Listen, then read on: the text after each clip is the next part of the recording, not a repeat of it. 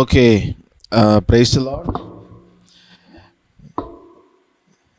இயேசுவின் சந்ததியாக இருக்கிற சகோதர சகோதரி யாருக்கும் இயேசுவின் நாமத்தினால் அன்பின் வாழ்த்துக்கள். ஸோ இன்னைக்கு கூட நம்ம ஆன்லைனில் கூடும்படி தேவன் கிருபை செய்திருக்கிறார். நம்ம இன்றைக்கும் சில காலையில் கற்றுக்கொள்ளலாம். ஸோ நம்ம எப்போதும் போல முதலாக நம்ம ஜெபித்து நம்ம ஆரம்பிப்போம். எங்களை நேசிக்கிற அன்பின் தகப்பனே இந்த நாளுக்காக நன்றி செலுத்துகிறோம். ஆண்டவரே அந்த நாளும் கூட நம்முடைய கிருபை நாள் கூட்டி சேர்த்தின நன்றி. இம்மட்டமாக அநேக காரியங்களை கற்றுக்கொண்டிருக்கிறோம். இன்றைக்கும் கற்றுக்கொள்ள காரியங்களாக வேண்டிய ஞானத்தை நீங்கள் தரும்படி ஜெபிக்கிறோம். எனக்கும் கற்றுக்கொள்ள எல்லாருக்கும் நீங்கள் கிருபையிலே தந்து நடத்துங்க. எங்களை தாழ்த்தி ஒப்பு கொடுக்குறோம். இயேசுவின் நாமத்தில் ஜெபிக்கிறோம் நல்ல தகப்பனே. ஆமேன் ஆமேன் ஆமேன்.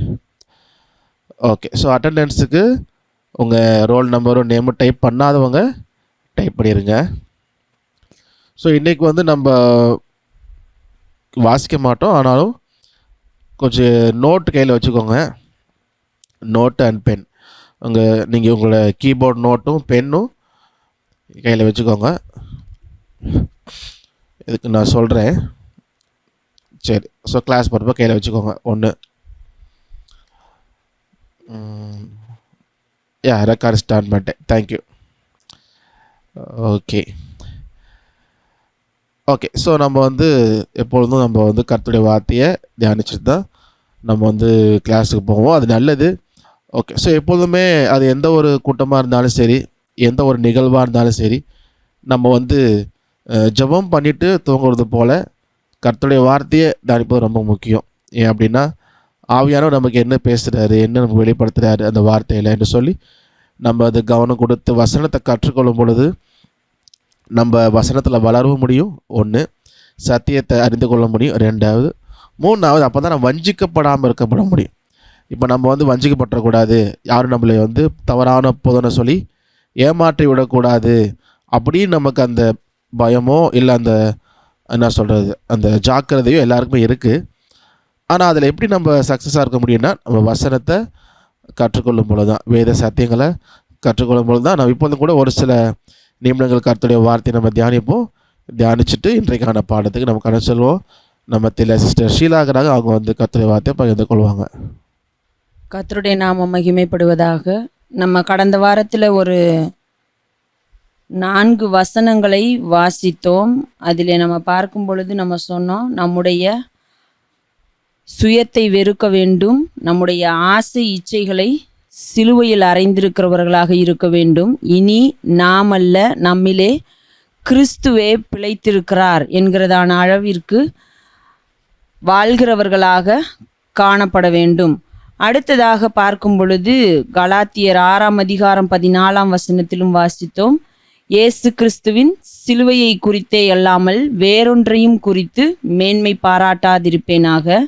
அவரால் உலகம் எனக்கு சிலுவையில் அறையுண்டிருக்கிறது, நானும் உலகத்திற்கு சிலுவையில் அறையுண்டிருக்கிறேன் என்று சொல்லி நம்ம பார்த்தோம்.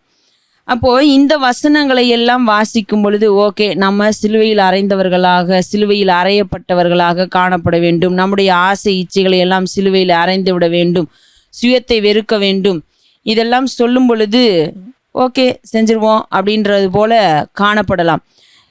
இதை எப்படி நாம் செய்ய முடியும் அப்படின்ற ஒரு கேள்வி நமக்குள்ளே எழும்புகிறது. இதை நான் எப்படி செய்ய முடியும்? நான் சிலுவையில் அறை உண்டவளாக காணப்படுகிறேன் என்று சொன்னால் அது எப்படி இருக்கும்?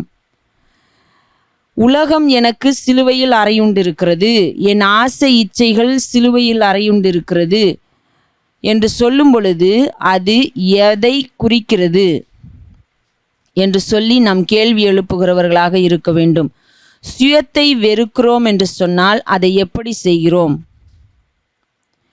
இன்றைக்கு ஆராதனை என்று சொல்லப்படுகிற பாடல் ஆராதனை வேளையிலே நம்ம அநேக நேரங்களிலே செய்வது உண்டு. கரங்களை விரித்து அல்லது கரங்களை உயர்த்தி ஒரு உணர்ச்சி வசப்பட்ட நிலையிலே நாம் அநேக பாடல்களை பாடுகிறோம். ஆண்டவரே, இனி நான் அல்ல, நீரே என்னில் வாழ்கிறீர், நீரே என்னில் பிழைத்திருக்கிறீர் என்று சொல்லுகிறது போல அநேக நல்ல வார்த்தைகளை உடைய வசனங்களை கொண்ட பாடல்களை எழுதியிருக்கிறார்கள். அதை நாம் பாடுகிறோம்.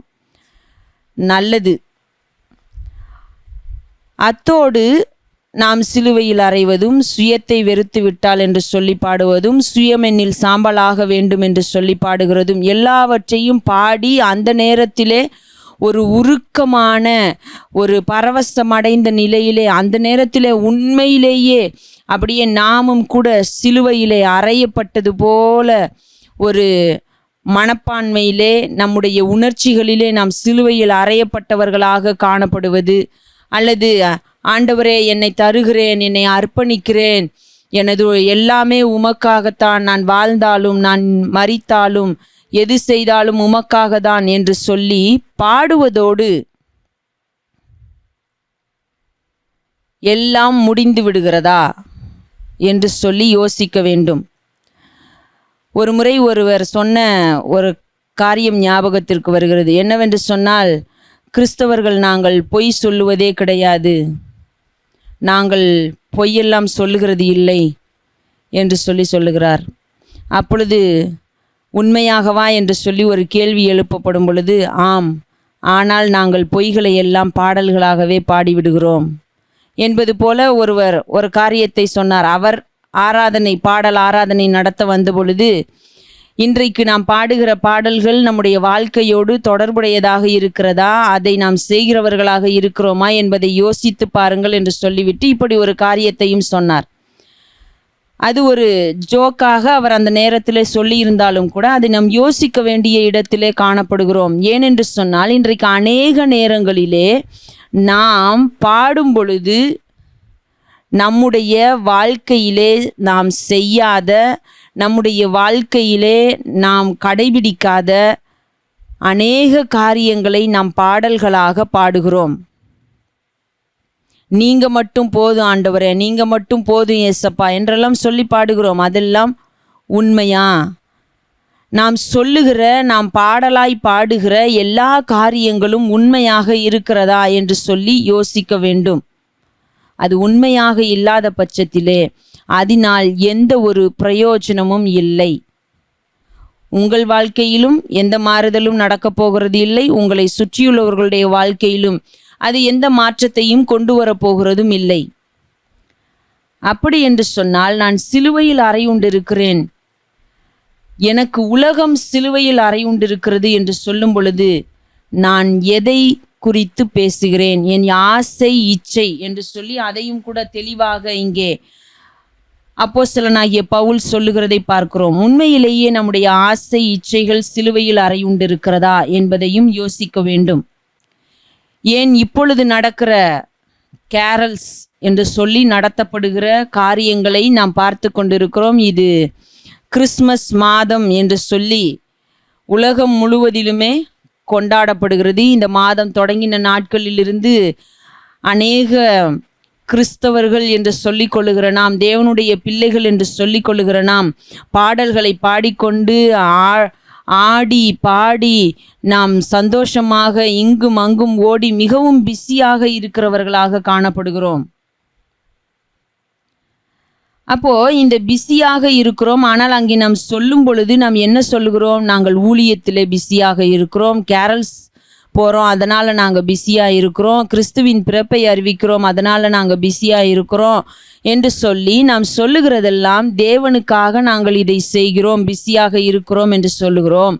அதிலே நாம் ஒரு காரியத்தை யோசித்து பார்க்க வேண்டும். உண்மையிலேயே நாங்கள் போகிற இந்த கேரல்ஸ் மூலமாக யாருக்காவது பிரயோஜனம் இருக்கிறதா? யாராவது இதனாலே பயனடைகிறார்களா? இது கேரல்ஸ் என்று சொல்லி அநேகர் கொண்டு வந்த பொழுது ஒன்று சுவிசேஷம் அறிவிப்பதற்காக என்றும் சொல்லப்பட்டது. அடுத்ததாக நாம் பார்க்கும் பொழுது வேதத்திலே தேவதூதர் சேனை வந்து அங்கே மேய்ப்பர்களுக்கு அறிவித்தார்கள். அதுபோல இப்பொழுது நாமும் கூட போய் நற்செய்தியை மற்றவர்களுக்கு அறிவிக்கிறோம் என்று சொல்லுகிறோம். நல்லது. இன்னும் ஒரு சிலர் அதை கருத்தோடு செய்கிறார்கள், நல்லது. ஆனால் அநேக நேரங்களிலே நாம் இதை கிறிஸ்துவை அறிந்தவர்களிடத்திலேயே போய் செய்கிறோம். கிறிஸ்துவை தெரிந்தவர்களுக்கே போய் நற்செய்தி என்று சொல்லி அவர்களுக்கு உயர்வு, மேன்மை என்று சொல்லி அநேக காரியங்களை சொல்லுகிறோம். பாடல் பாடுகிறோம், ஆடி பாடுகிறோம், ஆட்டம் ஆடுகிறோம். இதனாலே யாருக்கு என்ன பயன்? இதனாலே நம்முடைய ஆசை இச்சைகளை விருப்பத்தை நிறைவேற்றிக் கொள்ளுகிறோமா, அல்லது தேவனுடைய ஆசையை விருப்பத்தை அவருக்கு பிரியமானதை செய்கிறோமா என்பதை யோசிப்போம். ஏனென்று சொன்னால் 1 கொரிந்தியர் 10:31 நாம் ஒரு காரியத்தை வாசிக்கிறோம். என்னவென்று சொன்னால், நீங்கள் எதை செய்தாலும் கர்த்தருடைய நாமத்தின் மகிமைக்கென்று செய்யுங்கள். இங்கே நம்ம அந்த வசனத்தை நான் வாசிக்கிறேன். 1 கொரிந்தியர் 10:31 ஆகையால் நீங்கள் புசித்தாலும் குடித்தாலும் எதை செய்தாலும் எல்லாவற்றையும் தேவனுடைய மகிமைக்கென்று செய்யுங்கள். நம்ம போய் பாடுகிறது தவறல்ல, ஆனால் அது தேவனுடைய நாமத்தின் மகிமைக்காக இருக்கிறதா?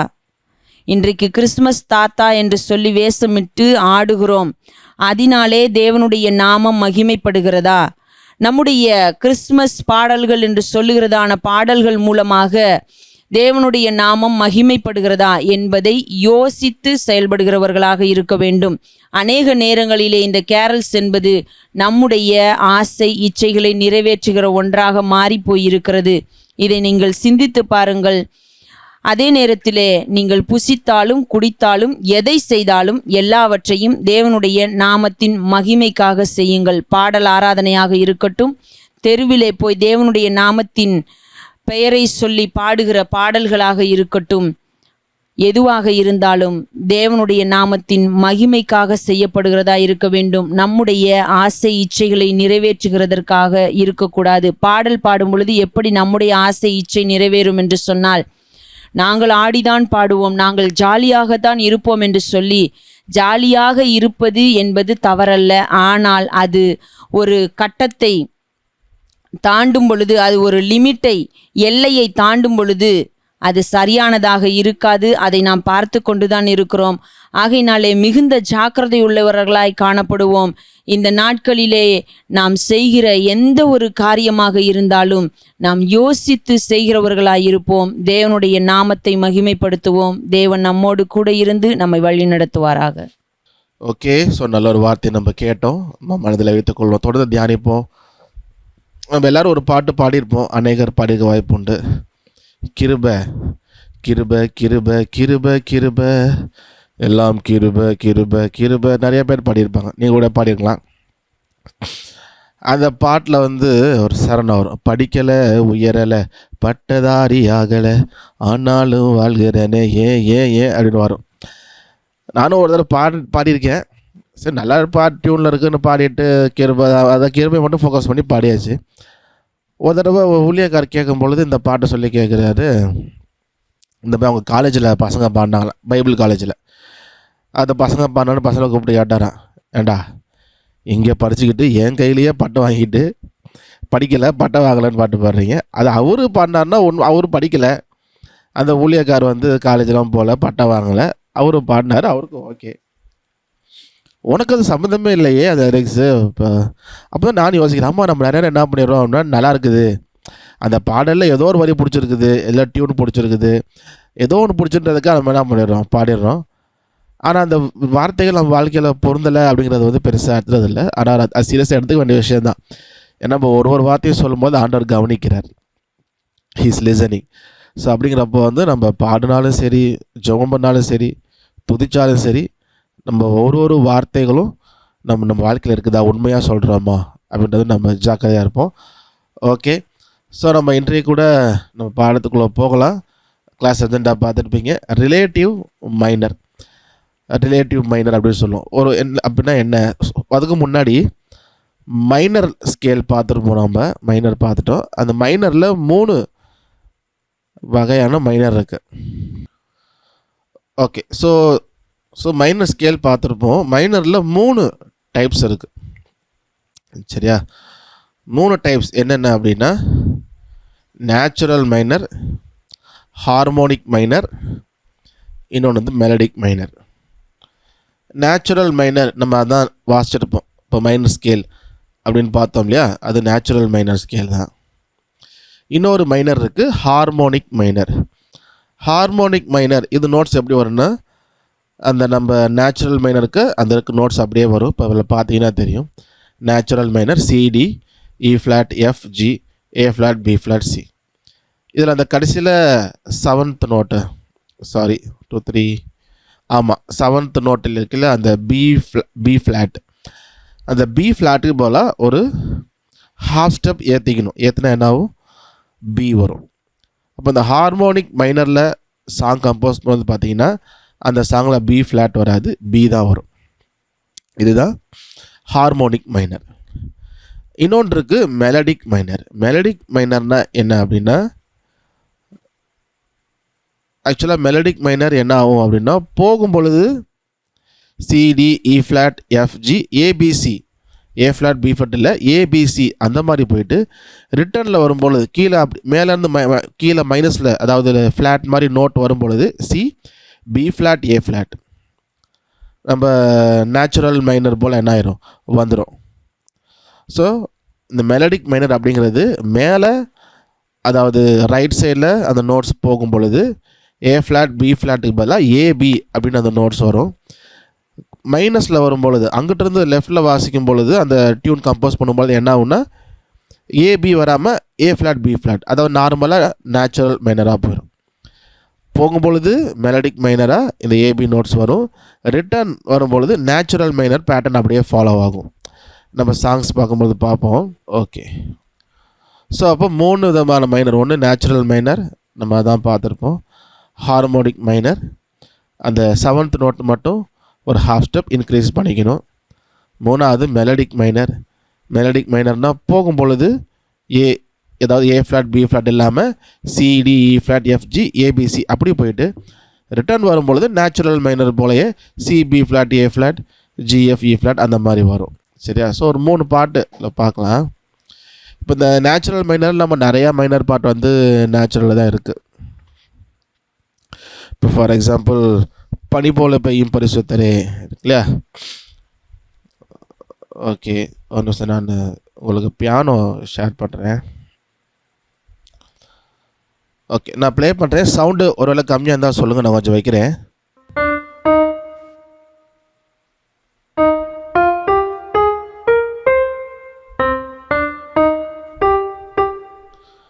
பனி போல பெய்யும் பரிசுத்தரே, மலையாக பொழியும் ஆவியே,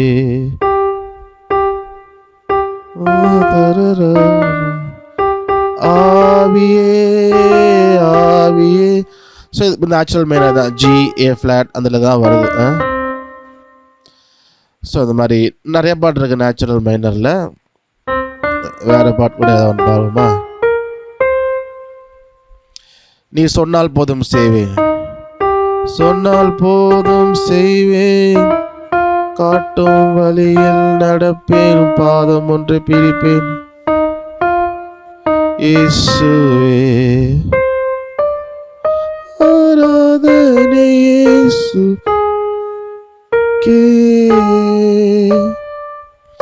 ஆராதனை இயேசுக்கே.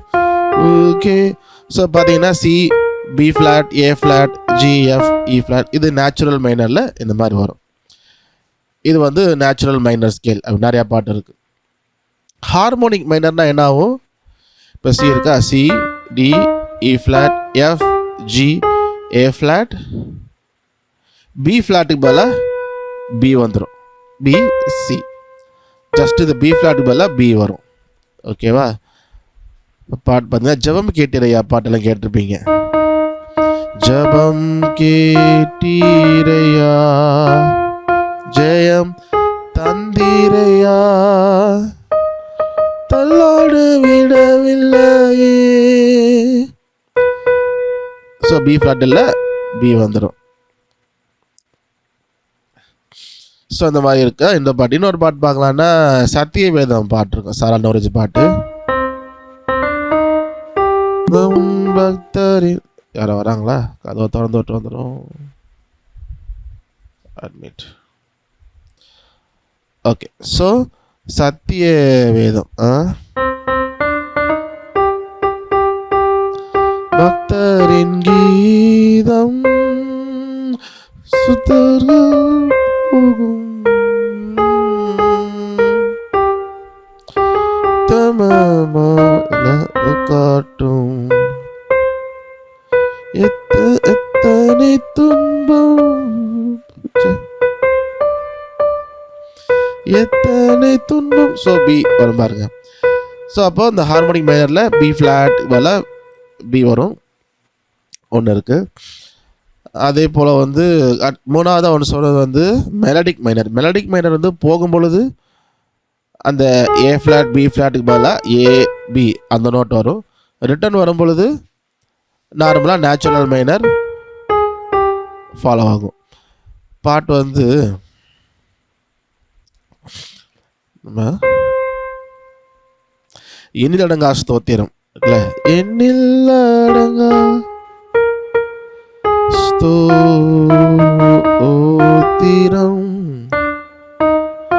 என்றென்றும் நான் பாடுவேன்.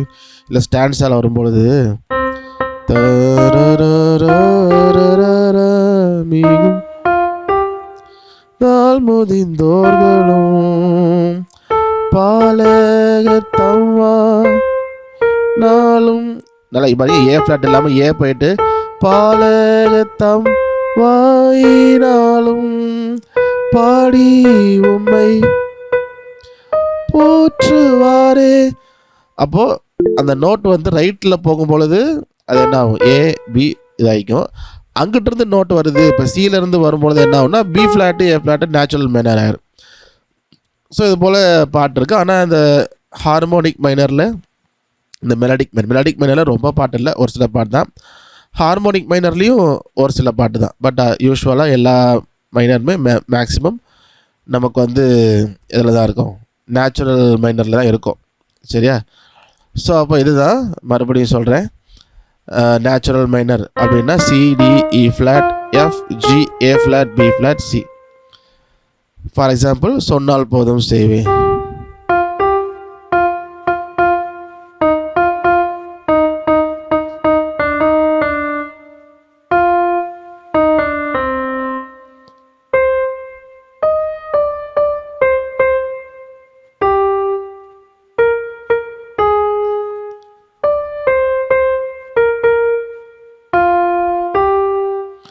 ஸோ இன்னும் அப்படி A flat B flat C natural மைனரில் வருது. ஹார்மோனிக் மைனர்னால் இந்த பி ஃப்ளாட்டுக்கு பதிலாக பி வந்துடும். ஸோ ஜபம் கேட்டிரையா பண்ண சொன்னேன். ஜபம் கேட்டிரையா தந்திரையா தள்ளாட விடவில்லையே. ஸோ பி வந்துடும், பி எல்லாம். ஸோ இந்த மாதிரி தான் இருக்கும். ஸோ மெலடிக் மைனர் சொல்லும்போது இன்னொரு ஸ்தோத்திரம் ஸோ நான் வாசி காமிச்சேன். அப்போ மைனரில் வந்து 3 இருக்குது. சரியா? ஓகே. ஸோ அப்போது மைனரில் 3 இருக்குது, natural minor, harmonic minor, melodic minor. சரி, உங்களுக்கு வந்து புரிஞ்சுருக்குன்னு நினைக்கிறேன். ஓகே, இப்போ நம்ம வந்து நெக்ஸ்ட்டு பார்க்கலாம். ஓகே, ஸோ இன்றைக்கான லெசன் என்னென்னா ரிலேட்டிவ் மைனர். நான் சொன்னது போல் ரிலேட்டிவ் மைனர்னால் என்னென்னா ஒரு மேஜர் ஸ்கேலுக்குமே ரிலேட்டிவ் மைனர் ஸ்கேல் இருக்கும். அதாவது சி மேஜரில் சிடிஎஃப்ஜிஏபி இந்த 7 நோட்ஸ் வருது இல்லையா, இந்த நோட்ஸ் அப்படியே வேறு ஒரு மைனர் ஸ்கேலில் வரும், அப்படியே மேட்ச் ஆகும். அந்த மைனர் தான் ரிலேட்டிவ் மைனர். இப்போ சி மேஜர் சி மைனர் அப்படியே ரிலேட் ஆகாது, வேறு ஒரு மைனர் ஸ்கேலு இந்த சி மேஜரோடைய அப்படியே என்ன ஆகும், மேட்ச் ஆகும். அந்த நோட்ஸ் எல்லாம் அப்படியே வரும். இப்போ இந்த சிலேருந்து ஆரம்பிக்குதா, அது எந்த ஸ்கேலோ அதுலேருந்து ஆரம்பிக்கும், ஆனால் அந்த நோட்ஸ் அப்படியே இருக்கும். ஸோ அதுதான் ரிலேட்டிவ் மைனர். இது ரிலேட்டிவ் மைனர்னு சொல்லலாம், அதே போல் ரிலேட்டிவ் மேஜர்னு சொல்லலாம். ஏன்னா வைஸ் வர்சான்னு சொல்லுவோம்ல, இது ரெண்டும் ஒரே நோட்ஸாக இருக்குது, இதோட ரிலேட்டிவ் அது, அதோட ரிலேட்டிவ் இது. ஸோ அந்த மாதிரி கூட சொல்லலாம். ஸோ இப்போ நோட் வச்சுருந்தீங்கன்னா கொஞ்சம் ரஃப் மாதிரி கொஞ்சம் கடைசி பேஜ் கூட எழுதிக்கோங்க. ஸோ எப்படி கண்டுபிடிக்கிறது சி மேஜருடைய ரிலேட்டிவ் மைனர் என்ன அப்படின்னு எப்படி கண்டுபிடிக்கிறது? ஓகே, சரியா? இப்போது சி மேஜர் மேலே நோட்ஸ் எழுதியிருக்கிறேன், கீழே சி மைனர் இருக்குது. இப்போ நம்ம சின்ன பிள்ளை ஒரு கேம் விளாடுவோம் இல்லையா, ஃப்ளேம்ஸ்னு போட்டு ஸ்ட்ரைக் பண்ணுவோம். நம்ம பெரிய ஃப்ரெண்டு பேர் எழுதி ஏ இருந்தால் ஏவையும் ஸ்ட்ரைக் பண்ணுவோம், பி இருந்தால் பியும் அடிப்போம். அந்த மாதிரி கேம் தான். அப்போ இங்கே சி இருக்கா, அதை அடிச்சுக்கலாம். இங்கேயும் சி இருக்கா? இருக்குது. மேஜரில் டி இருக்கா? இதில் டி இருக்கா? இருக்குது. இப்போ இங்கே இ இருக்கா? கீழே இப்போ சி மைனரில் ஓகே. இப்போ கீழே சி மைனரில் பார்த்தீங்கன்னா இ ஃப்ளாட்டு தான் இருக்குது. மேலே இ இருக்குது, இ ஃப்ளாட் இருக்குது. அப்போது சி மேஜருடைய ரிலேட்டிவ் மைனர் சி மைனர் இல்லை. ஏன்னா இங்கே இ இருக்குது, இங்கே இ இல்லையே. பாருங்கள், F G A flat B flat தான் போகுது. அப்போது சி மேஜருடைய ரிலேட்டிவ் மைனர் சி மைனர் இல்லை. ஏன்னா அந்த 7 நோட்ஸுமே அப்படியே மேட்ச் ஆகணும். இந்த சிடிஎஃப்ஜிஏபி இருக்கா, அந்த 7மே அப்படியே மேட்ச் ஆகும். அப்போது இல்லை. அப்போ என்ன பண்ணணும், அடுத்து சி மேஜர் டி மைனர் பார்க்கணும். இதில் பார்த்தீங்கன்னா டி இருக்குது, இதுலேயும் டி இருக்குது, இதில் சி இருக்குது, இதுலேயும் சி இருக்குது, இதில் இ இருக்குது, இதில் இ இருக்குது, இதில் எஃப் இருக்குது, இதில் எஃப் இருக்குது, இதில் ஜி இருக்குது, இதில் ஜி இருக்குது, ஏ இருக்குது, ஏ இருக்குது. ஆனால் இங்கே பி வருது, கீழே என்ன இருக்குது? பி ஃப்ளாட் இருக்குது. அப்போது இது கிடையாது. அதாவது சி மேஜருடைய ரிலேட்டிவ் மைனர் டி மைனர் கிடையாது. Next E minor. Okay. So இங்கே சி இருக்குது, சி இருக்குது, டி இருக்குது, இதுலேயும் டி இருக்குது, இ இருக்குது, இதுலேயும் இ இருக்குது. ஆனால் எஃப் வருது மேலே. இ மைனரில் என்ன இருக்குது? எஃப் ஷார்ப்பு தான் இருக்குது, எஃப் இல்லை. அப்போது சி மேஜருடைய ரிலேட்டிவ் மைனர் இ மைனர் கிடையாது. அடுத்து எஃப் மைனர் பார்ப்போம். ஓகே. ஸோ அதே போல் சி இருக்குது, சி இருக்குது, டி இருக்குது, ஆனால் இங்கே டிஏ இல்லை, டி ஃப்ளாட்டு தான் இருக்குது. அப்போது சி மேஜருடைய ரிலேட்டிவ் மைனர் எஃப் மைனர் கிடையாது. அடுத்து பாருங்க, ஜி மைனர். இப்போ ஜி மைனரில் சி இருக்குது, சி இருக்குது, டி இருக்குது, டி இருக்குது, இ இருக்குது, இதில் இ இல்லை, இ ஃப்ளாட்டு தான் இருக்குது. இங்கே இ இருக்குது, கீழே இ ஃப்ளாட் தான் இருக்குது. அப்போது சி மேஜருடைய ரிலேட்டிவ் மைனர் ஜி மைனர் கிடையாது. அடுத்து ஏ மைனரில் பார்ப்போம். சி இருக்குது, சி இருக்குது, டி இருக்குது, டி இருக்குது, இ இருக்குது, இ இருக்குது, எஃப் இருக்குது, எஃப் இருக்குது, ஜி இருக்குது, ஜி இருக்குது, ஏ இருக்குது, ஏ இருக்குது, பி இருக்குது, பி இருக்குது. ஓகே. அப்போது சி மேஜருடைய ரிலேட்டிவ் மைனர் என்ன அப்படின்னா ஏ மைனர். இந்த ரெண்டு ஸ்கேலும், இந்த சி மேஜர் ஸ்கேலும் ஏ மைனர் ஸ்கேலும் சேம் நோட்ஸு தான். ஆனால் ஆரம்பிக்கிறது சி மேஜர்னா சியில் ஆரம்பிக்கும், ஏ மைனர்னா ஏல ஆரம்பிக்கும். ஆனால் நோட்ஸ் எல்லாமே அதே தான். இது ஸ்கேலில் எப்படி ரிலேட் ஆகுதோ அதே போல் கார்ட்ஸ்லேயும் ரிலேட் ஆகும். ஒரு சில பாட்டு பார்த்தீங்கன்னா சி மேஜரா ஏ மைனரா அப்படின்னு பெரிய சண்டே நடக்கும். ஒரு தடவை நான் சின்ன பையனாக இருக்கிறப்போ ஈஸ்வராஜா முன்னே செல்கிறார் ஒரு பாட்டு எல்லாருமே பாடியிருப்போம். ஈஸ்வராஜா முன்னே செல்கிறார் ஒசன்னா கீதம் பாடுவோம் இந்த பாட்டு. அப்போ அங்கே கீபோர்டு வாசிச்சானும் இன்னொருத்தர் வேறு இன்ஸ்ட்ருமெண்ட் வாசித்தவங்களும் சண்டை போட்டுக்கிறாங்க. ஒருத்தர் சொல்கிறாரு இல்லை இல்லை இது சி மேஜர் அப்படிங்கிறார், இன்னொருத்தர் இல்லை இல்லை இது ஏ மைனர் அப்படிங்கிறார். ஒரே சண்டை. எனக்கு இப்போ புரியல, ஏன் அப்படி சண்டை போட்டுக்கிறாங்க? ஏதோ ஒரு ஸ்கேலில் தானே பாட்டு இருக்கும், இப்போ யார் தப்பாக சொல்கிறா அப்படின்னு தோணுச்சு. அப்புறம் கற்றுக்கிட்டதுக்கு அப்புறம் தான் தெரிஞ்சது சி மேஜர் ஏ மைனர் ஒரே நோட்ஸ் தான். அப்போ என்ன ஆகும்னா சில பாட்டு, எல்லா பாட்டுக்கும் தெரியல, ஒரு சில பாட்டு வந்துன்னா சியில் முடியும், ஏலையும் அப்படி முடிகிறப்ப என்ன ஆகுனா சி மேஜர்னு சொல்ல முடியாது, ஏ மைனர்னு சொல்ல, ரெண்டுமே மேட்ச் ஆகும். ரெண்டும் ஒரே நோட்ஸ் தான், ஒரே ஸ்கேல் தான், ஆரம்ப முடிவு தான் மாறும். ஸோ அப்போது சி மேஜர் ரிலேட்டிவ் மைனர் ஏ மைனர், அதே போல் கார்ட்ஸ்லேயும் அது மேட்ச் ஆகும். சரியா? இதே போல் எல்லா மேஜர் ஸ்கேலுக்குமே ஒரு மைனர் ஸ்கேல் வந்து இருக்கும். சரியா? இப்போ டி மேஜர் அதே போல் பார்ப்போம். டி மேஜர் கீழேனா சி மைனர் போட்டிருக்கிறேன். இப்போ டி மேஜரில் டி இருக்குது, சி மைனரில் டி இருக்குது, டி மேஜரில் இ இருக்குது, ஆனால் சி மைனரில் இ இல்லை, இ ஃப்ளாட்டு தான் இருக்குது. அப்போது டி மேஜருடைய ரிலேட்டிவ் மைனர் சி மைனர் கிடையாது. அப்போ அடுத்ததுக்கு போயிடலாம். மேலே டி மேஜர், கீழே டி மைனர். டி இருக்குது, கீழே டி இருக்குது, இ இருக்குது, கீழே இ இருக்குது, மேலே எஃப் ஷார்ப் இருக்குது, ஆனால் கீழே எஃப் தான் இருக்குது, எஃப் ஷார்ப் இல்லை. அப்போ டி மேஜருடைய ரிலேட்டிவ் மைனர் டி மைனர் கிடையாது. அடுத்து டி மேஜர், கீழே இ மைனர். டி இருக்குது, இதில் டி இருக்குது, இ இருக்குது, இ இருக்குது, எஃப் ஷார்ப் இருக்குது, எஃப் ஷார்ப் இருக்குது, ஜி இருக்குது, ஜி இருக்குது, ஏ இருக்குது, ஏ இருக்குது, பி இருக்குது, பி இருக்குது. ஆனால் இங்கே சி ஷார்ப் வருது, இங்கே சி தான் இருக்குது. அப்போது டி மேஜருடைய ரிலேட்டிவ் மைனர் இ மைனர் கிடையாது. அடுத்து எஃப் மைனருக்கு போவோம். இங்கே எஃப் இருக்குது, இங்கே எஃப் ஷார்ப் இருக்குது. அப்போது கிடையாது. டி மேஜருடைய ரிலேட்டிவ் மைனர் எஃப் மைனர் கிடையாது. அப்புறம் ஜி மைனரில் பார்ப்போம். டி மேஜருக்கு டி இருக்குது, டி இருக்குது, இ இருக்குது, ஆனால் கீழே இ இல்லை, இ ஃப்ளாட்டு தான் இருக்குது. அப்போது டி மேஜருடைய ரிலேட்டிவ் மைனர் ஜி மைனர் கிடையாது. ஏ மைனர் தான் பார்த்துட்டோம், அது சிக்கு தான் மேட்ச் ஆகுது. இப்போ மேலே பார்த்தீங்கன்னா ஷார்ப் 2 ஷார்ப் இருக்குது, இங்கே ஷார்ப்பே இல்லை. இந்த மாதிரி ஷார்ட்கட் கண்டுபிடிக்கலாம். அதாவது எத்தனை எஃப் ஷார்ப் சி ஷார்ப்பா, அப்போ எஃப் ஷார்ப் சி ஷார்ப் மட்டும் வருது அப்படி கூட கண்டுபிடிக்கலாம். அப்போ ஏ மைனர் இல்லை, ஏன்னா ஏ மைனரில் ஷார்ப்பே இல்லை. ஓகே, ஸோ அப்போ அடுத்து டி மேஜர் பி மைனர் பார்க்கலாம். டி டி இ இ வருது, F sharp G G A A B B C sharp. Okay, அப்போ மேட்ச் ஆகுது எல்லா நோட்ஸுமே. அப்போது டி மேஜருடைய ரிலேட்டிவ் மைனர் பி மைனர். ஓகேவா? ஸோ உங்களுக்கு புரியும் நினைக்கிறேன். ஓகே, ஸோ அப்போ இ மேஜருடைய ரிலேட்டிவ் மைனர் என்னன்னு வந்து இப்போ சொல்கிறீங்க. இந்த ஸ்க்ரீனை பார்த்தும் சொல்லலாம், இல்லை உங்கள் நோட்டில் கம்பேர் பண்ணியும் சாட் பாக்ஸில் போடலாம். யார் முதல்ல போடுறீங்கன்னு பார்க்கலாம். சரியா? இ மேஜருடைய ரிலேட்டிவ் மைனர் என்ன, இதில் பார்த்து மேட்ச் பண்ணுங்கள். இதில் சரியாக தெரிலன்னா நீங்கள் நோட்டில் இ மேஜர் ஸ்கேலை வச்சுக்கிட்டு ஒரு மைனர் ஸ்கேலாக பாருங்கள்.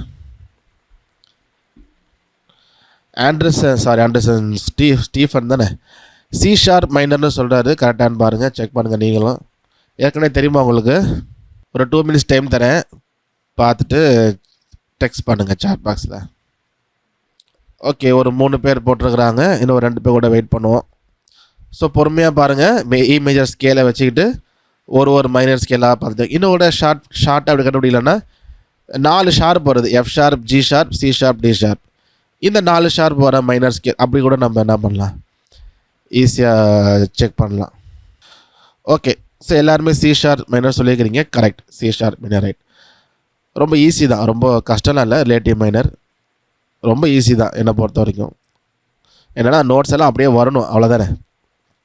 ஓகே, ஸோ மீதின்னா என்ன சொல்கிறது, இன்னும் ஒரு சில பார்ப்போம். பார்த்துட்டு மீதி இருக்கிறத ஹோம்ஒர்க்கில் பண்ணுங்கள். ஆனால் இதில் ஒரு விஷயம் நான் வந்து உங்களுக்கு சொல்லியிருப்பேன். நம்ம ஸ்கேல் எழுதும் பொழுது சி ஷார்ப்பும் எழுதியிருப்போம், டி ஃப்ளாட்டும் எழுதியிருப்போம். அப்போது வாசிக்கிறப்போ சேம் நோட் தான் வாசிக்க போகிறோம். அப்புறம் எழுதுகிறப்ப சி ஷார்ப் தனியாக எழுதணும், இ ஃப்ளாட் சி ஷார்ப் ஏன் தனியாக எழுதணும், டி ஃப்ளாட் ஏன் தனியாக எழுதணும், சேம் நோட்ஸ் தானே அப்படின்ற ஒரு கொஸ்டினுக்கு நான் சொல்லியிருப்பேன், இல்லை அதுக்கு ஒரு ரீசன் இருக்குது, ரிலேட்டிவ் பார்க்குறப்ப நமக்கு புரியும் அப்படின்னு. ஸோ அதை தான் நம்ம வந்து இப்போ பார்க்க போகிறோம். ஓகே, ஸோ அப்போது D sharp major,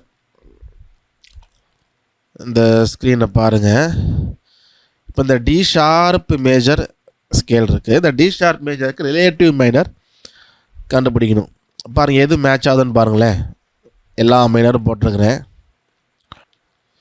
so F double sharp வருது, அப்புறம் எல்லாமே ஒரு ஷார்ப் வருது. ஸோ அந்த மாதிரி ஒரு ஸ்கேல் இருக்கான்னு பார்த்தா இருக்காது. எஃப் டபுள் ஷார்ப் எதுலையாவது வருதா? 12 மைனர் ஸ்கேலில் இருக்காது. ஓகே, ஸோ அப்போது இருக்குது, ஆக்சுவலாக இருக்குது, இதில் இருக்குது. வேறு நேமில் இருக்குது. வேறு நேம்னா இப்போ எஃப் டபுள் ஷார்ப்னா அதை ஜின்னு சொல்லலாம், இ ஷார்ப்னா எஃப்னு சொல்லலாம், பி ஷார்ப்னா சி நம்ம ஏற்கனவே பார்த்துருப்போம். அப்போ அந்த மாதிரி மாறி இருக்கிறப்ப நமக்கு மேட்ச் பண்ணுறப்ப கஷ்டமாக இருக்கும். இப்போது இதே நான் போகிறேன்பாங்க, டி ஷார்ப் மேஜர் இருக்கா போகாமல் நம்ம என்ன பண்ணலாம், டி ஷார்ப்புக்கு மேஜருக்கு இன்னொரு என்ன சொல்லலாம், இ ஃப்ளாட் மேஜர்னு சொல்லலாம். சேம் நோட்ஸ் தான், ஆனால் வேறு மாதிரி சொல்லும். ஓகேவா? ஸோ பார்த்தீங்கன்னா இப்போ இ ஃப்ளாட்டு மேஜர். இப்போ மேட்ச் பண்ணி பார்ப்போம். இ ஃப்ளாட்டு மேஜருக்கு எந்த மைனர் மேட்ச் ஆகுது? 3 ஃப்ளாட் வருது, E flat, A flat, B flat. எது மேட்ச் ஆகுது? ஸோ ஃபஸ்ட்டே சி மைனர் பார்த்தீங்கன்னா C D, E flat, A flat, B flat. So C major match ஆகுது. ஸோ அப்போ நமக்கு இந்த மாதிரி ஈஸியாக மேட்ச் பண்ணுறதுக்கு நமக்கு இந்த ஷார்ப்பு ஃப்ளாட்டு ரெண்டுமே இருந்தது அப்படின்னா நமக்கு ஈஸி. ஏன்னா நோட்ஸ் வந்து நம்ம ரொம்ப யோசிக்கணும், எஃப் டபுள் ஷார்ப்னா ஜி அப்படின்ற மாதிரி யோசிக்க வேண்டியதில்லை. இ ஃப்ளாட்டில் போட்டோம்னா ஈஸியாக நமக்கு சி மைனர்னு மேட்ச் ஆயிடுது. ஓகே, ஸோ அப்போ ரிலேட்டிவ் மைனர் அப்படின்னா இதுதான் என்ன, ஒரு மேஜர் ஸ்கேலில் இருக்கிற நோட்ஸு அந்த 7 நோட்ஸ் அப்படியே வேறு ஒரு மைனரில் வரும்.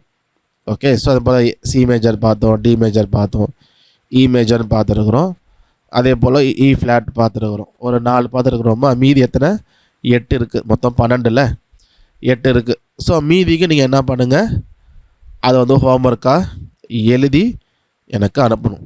ஓகேவா, அனுப்புங்க. எக்ஸசைஸ் வாசிக்கிறது வந்து,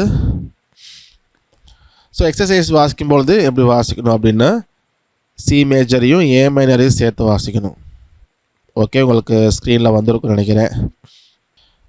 ஓகே, ஸோ அப்போ சியில் ஆரம்பித்து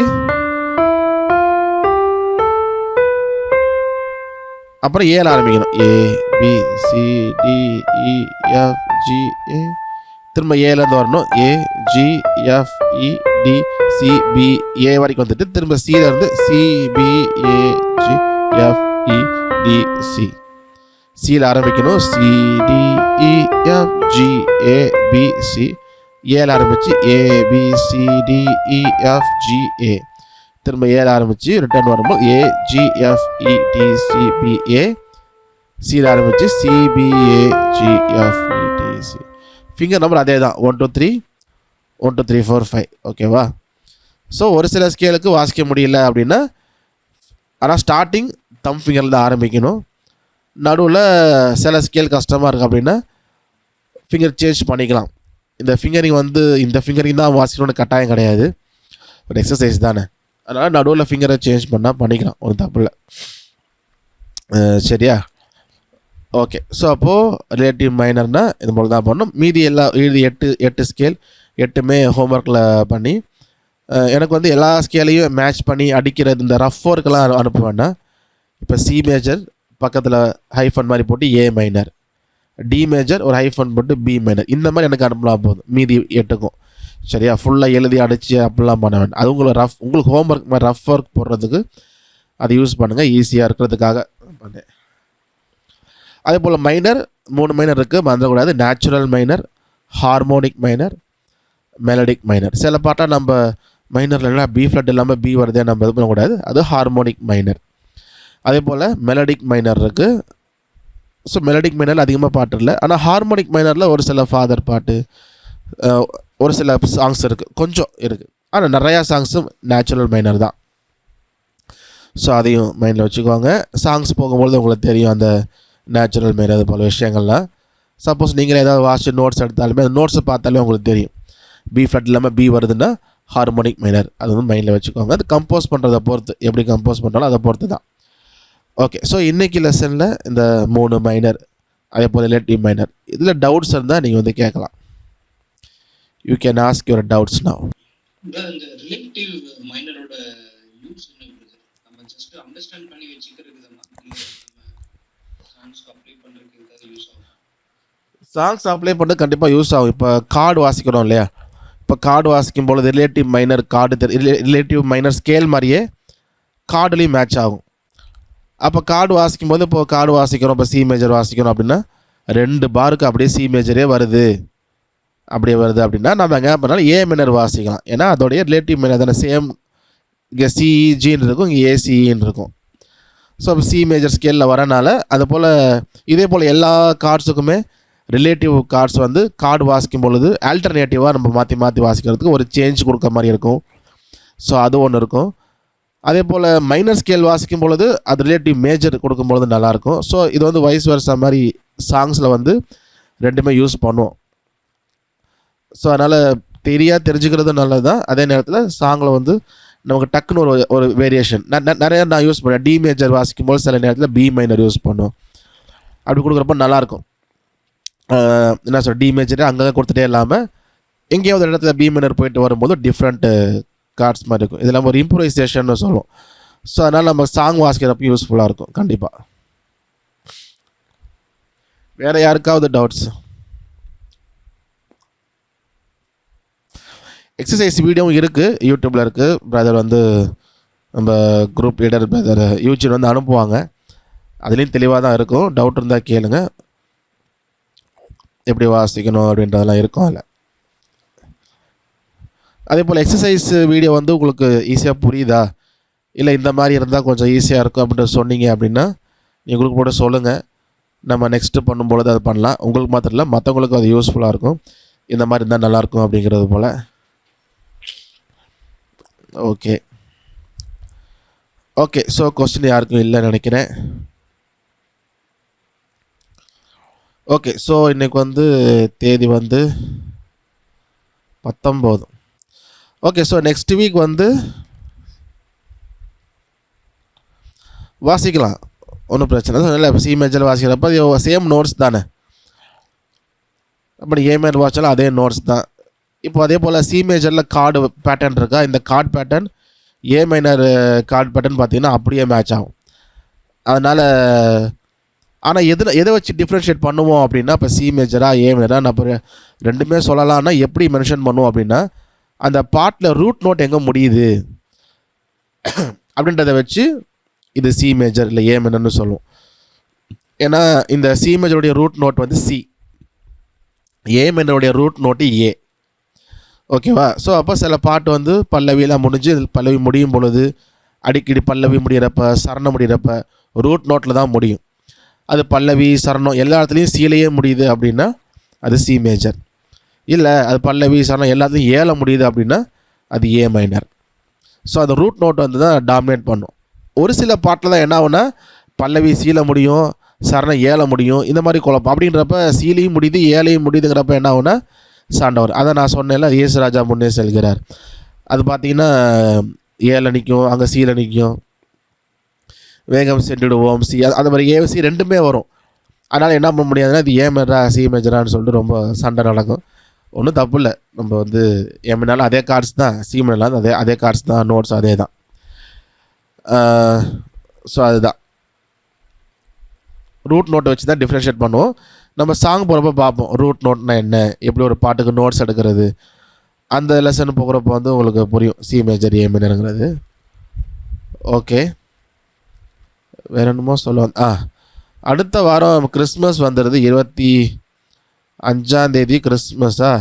நம்ம 24 நைட்டு 25 செலக்ட் பண்ணோம், 26 நைட்டு தான் கிளாஸு.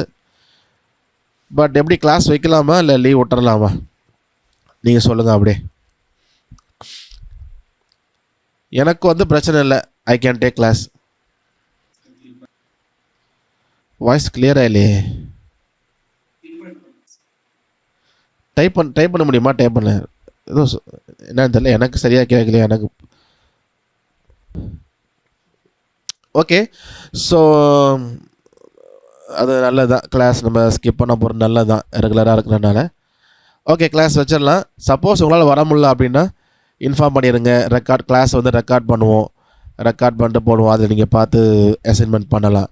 சரி, நல்லது தான். நம்ம வந்து கிளாஸ் பிரேக் பண்ணால் போகிறதும், அதுவும் நம்ம நைட்டில் 1 hour தான். அசைன்மெண்ட் அப்புறம் நம்ம வாசிக்கிறது தானே, டெய்லி நம்ம டைம் ஒதுக்கிறது தான். அதுவும் 25 கூட இல்லை, 26 தான். அப்போ 26 நெக்ஸ்ட்டு அப்புறம் போகிற கூட கண்டினியூஸாக எடுத்துக்கலாம். சரி, ஓகே. அப்போது ரிலேட்டிவ் மைனர் அந்த ஹோம்ஒர்க் வந்து 8 ஸ்கேலு 12 வரிசை எழுதிருங்க. ஓகே, 12 லெஃப்டில் எழுதிட்டு ரைட்டில் ஹைஃபன் போட்டு என்னென்ன ரிலேட்டிவ் மைனர்னு எழுதிருங்க. அதை வந்து எனக்கு பர்சனலாக எப்போதும் போல் அனுப்பிடுங்க. வாசிக்கிறது வாசித்து நம்ம குரூப்பில் போட்டுருங்க. எக்ஸசைஸ் வீடியோ வந்து நம்ம யூஜின் பிரதர் வந்து அனுப்புவாங்க, கரெக்டாக அனுப்பிட்டுருக்குறாங்க டெய்லி. ஓகே, ஸோ அவங்க வந்து அனுப்பிடுவாங்க. வேறு ஓகே, பழைய அசைன்மெண்ட்ஸ் அனுப்ப தான் சீக்கிரம் அனுப்பிடுங்க, அது ஒன்று சொல்லணும். ஓகே, ஸோ வேறு ஒன்றும் இல்லை. வேறு எதுனாலும் உங்களுக்கு அப்புறமேட்டு டவுட்ஸ் இருந்தாலும் நீங்கள் வந்து குரூப்பில் கூட நீங்கள் கேட்கலாம். சரியா? அதே போல் அசைன்மெண்ட் எக்ஸசைஸ் வாசிக்கும் பொழுது பியானோ மட்டும் வச்சுக்கோங்க வாய்ஸு. அதே நேரத்தில் டச் ரெஸ்பான்ஸை ஆஃப் பண்ணிடுங்க. அதாவது டச்சு சென்ஸ்னு இருக்கும், இல்லைன்னா சில கீபோர்டில் ஃபிங்கர் டச்சுன்னு இருக்கும், இல்லை சில போர்டில் டச்சுன்னே இருக்கும். டச்சு சென்ஸு இல்லை டச் ரெஸ்பான்ஸு இந்த செட்டிங்ஸ்னு இருக்கும், வேறு பேரில் இருக்கும். பட் ஆனால் இந்த டச்சுன்றது வந்து இருக்கும். அது என்னென்னா நம்ம எவ்வளோ ஹார்டாக ப்ரெஸ் பண்ணுறோமோ அதுக்கேற்ற மாதிரி சவுண்டு வரும்.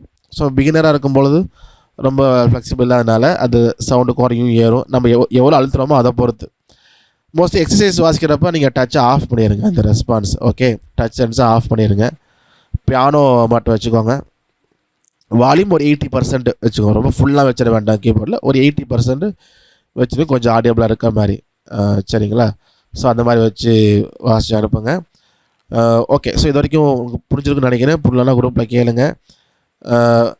அடுத்தடுத்த லெசன்ஸை நம்ம கண்டினியூவாக பார்க்கலாம். அடுத்த வாரம் நம்ம வந்து கார்டு ஆரம்பிச்சிடும். சரியா? மேஜர் கார்டு பார்ப்போம். ஓகே, நம்ம வந்து ஜெபித்து நம்ம வந்து நிறைவு செய்வோம். ஓகே,